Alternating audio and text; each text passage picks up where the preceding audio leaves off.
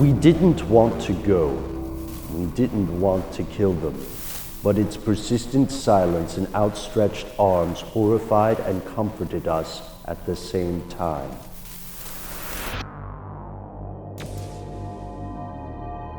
Welcome back to the show, ladies and gentlemen. As always, thank you for tuning in. That's Matt behind the camera. Say welcome back, Matt. Hello.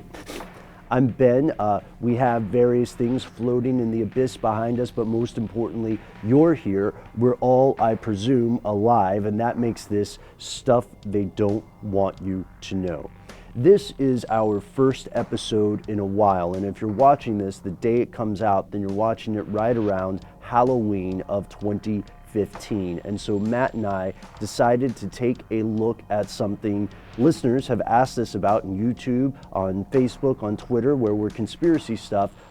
Listeners have asked us about this for, years, right? Years. And we're finally going to cover it. Today we're going to talk about the Rise of Slender Man. Now, what is Slender Man?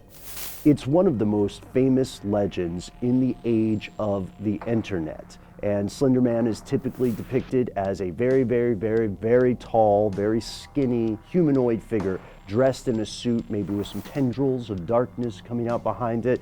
And most importantly, nothing on the face, a no face. It stalks people, and you see it in the background of photographs from across time and across the world. This is literally a legend, and it's a synthesis of a couple of different kinds of legends. There are the very, very old myths, about, let's say, a ghost encountered at a crossroads, right? Or following someone in the woods. And then on the other side, there's a more recent urban legend, the scary guy with the hook hand who is trolling people in their Impalas at makeout point. And they find the hook in the car handle. You know what I'm talking about. What's interesting is that Slender Man is a combination of these things. It's one of the first legends of its type to exist in a world with the internet. And one other thing that's very different about Slender Man is that we can trace the evolution of this legend all the way back to its source. In 2009, on the Something Awful forums, when someone identifying themselves as Victor Surge, in response to a Photoshop Something Creepy challenge, put out these different images with a Photoshop difference where there was a person, very tall person, suit, no face, just in the pictures. So Slender Man was created by this guy calling himself Victor Surge. And we can put Victor Surge's real name on the screen. I think enough time has gone by. And from that origin point, specifically June 8th, 2009, the story of Slender Man grew and grew and grew. It was an open source legend, which means that people would throw other things in and some of the claims might contradict themselves.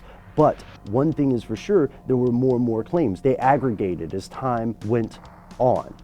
For a lot of people, this would make Slender Man seem less important, more like just an interesting part of folklore or another viral concept on the internet. But there are some precedents that are a little bit strange when we look at this, because Slender Man is, of course, not the first faceless humanoid monster in the human experience.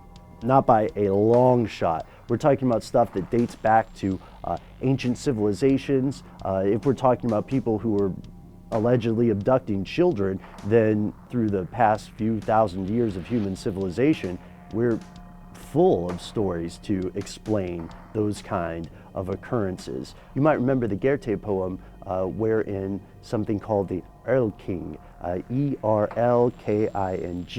is after a little boy, and little boy's like the only one who can see it, and no spoilers if you haven't read it, but it's a very similar monster. And stories of similar creatures exist in the Caribbean, for instance. The pre-Columbian people known as the Taino had a monster called the Opa. And in Hawaii, on the other side of the continent, well, if we're being honest, way out in the Pacific Ocean, there's a story of a thing called a Mujina, and you can actually go and read eyewitness anecdotal sightings of these faceless creatures from as recently as the late 50s, early 60s. Last, finally, and most importantly, it doesn't matter that Slender Man is a fictional creation when we look at the real world consequences of this idea. On May 31st, 2014, two 12-year-old girls, Morgan Geyser and Anissa Weir, stabbed a mutual friend 19 times in an attempt to murder her, a sacrifice of sorts, to Slender Man, in the hopes that they would become its proxies on Earth. Also in 2014, an unidentified woman in Hamilton County, Ohio, accused her daughter of attempted murder. The daughter was wearing a white mask, a hood, and attempted to stab her mother in an attack that the mother believes is tied into belief in the Slender Man mythos. So, despite the fact that Slender Man has a known origin point, a known creation point, unlike many other legends, what we see is that it does have real-world consequences. And thanks so much to everyone who's written to us and asked about this, because what we're seeing is the genesis of a legend, one of the most successful, one of the most well-known legends in the digital age. How far will it go? What else will happen? Those are the questions that are going to be up to future historians, and maybe if we live long enough, you and I. But in the meantime, thank you so much for watching. We're getting out of here. We're working on a very special episode for you this Halloween. And as you know, Matt and Noel and I always try to do something a little bit different. So check out our audio podcast. We hope that you will find it interesting. In the meantime, we'd like to hear your feedback. What do you think about Slender Man? Are there any other internet urban legends that we should look into? Let us know in the comments below, and if you'd like to recommend a upcoming topic for us, or feedback on something we've already done, or see the stories we look at that don't always make it to the air for one reason or another, follow us on Facebook and Twitter, where we are Conspiracy Stuff. If you want to write to us directly, we'd love to hear from you. Our email address is conspiracy@howstuffworks.com.